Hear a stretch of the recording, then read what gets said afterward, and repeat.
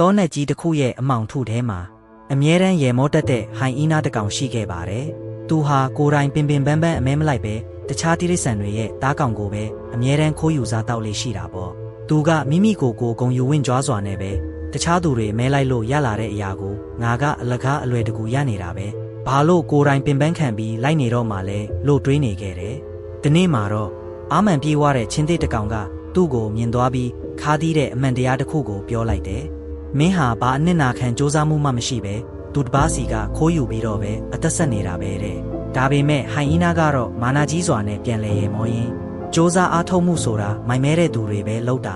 ငါလိုပါနှက်မှုရှိတာကမှပိုပြီးတာလွန်တာပေါ့လို့အရေးမဆိုင်တယ်လို့ပြန်ပြောခဲ့တယ်။ချင်းသေးကြီးကလည်းတည်ငြိမ်စွာနဲ့ပဲပြက်လေတတိပေးလိုက်ပါတယ်။မင်းမှာဘာအားထုတ်မှုမှမရှိရင်ဒီနေ့မှာစူးစမ်းအားထုတ်နိုင်တဲ့မင်းရဲ့အင်အားတွေအားလုံးဆုံးရှုံးသွားလိမ့်မယ်။ဟိုင်အီနာကတော့ချင်းသေးကြီးကိုလူတယောက်လိုသတ်မှတ်ပြီးလောင်ပြောင်ရင်းလှည့်ထွက်သွားခဲ့တာပေါ့။လတွေကုံလွန်သွားတဲ့အခါဟိုင်အီနာကိုယ်တိုင်သတိမထားမိလိုက်ပဲသူ့ရဲ့ခန္ဓာကိုယ်ဟာတဖြည်းဖြည်းချာလဲအားနဲလာခဲ့တယ်။ဒီနေ့မှာတော့ကန်ဆိုးစွာနဲ့တောကောင်တွေအားလုံးစားကျွင်းစားကြံသားကောင်ဘာတစ်ခုမှချန်မထားခဲ့ကြတဲ့အတွက်ဟိုင်အီနာမှာစားစရာလုံးဝမရှိတော့ဘူး။စာလောင်လွန်းလို့ငါအခုကိုယ်တိုင်အမဲလိုက်မှဖြစ်တော့မယ်လို့သူအစွမ်းကုန်စူးစမ်းကြည့်ပေမဲ့တကယ်တမ်းကျတော့သူ့ခန္ဓာကိုယ်မှာဘာခွန်အားမှမကျန်တော့ပါဘူး။သားကောင်ကအလွယ်တကူလွတ်မြောက်သွားပြီးဟိုင်အီနာဟာမြေပြင်ပေါ်ကိုနှုံးချစွာလဲကျသွားခဲ့ရတယ်။သူဘလို့မှပြန်မထနိုင်တော့ဘူး။အဲ့ဒီအချိန်မှာပဲချင်းသေးကြီးရောက်လာပြီးခါးသီးတဲ့တင်ခန်းစာကိုထက်လောင်းပြောကြားခဲ့ပါတယ်။စူးစမ်းအားထုတ်မှုဆိုတာမင်းရဲ့ခန္ဓာကိုယ်နဲ့ခွန်အားကိုတိဆောက်ပေးတာ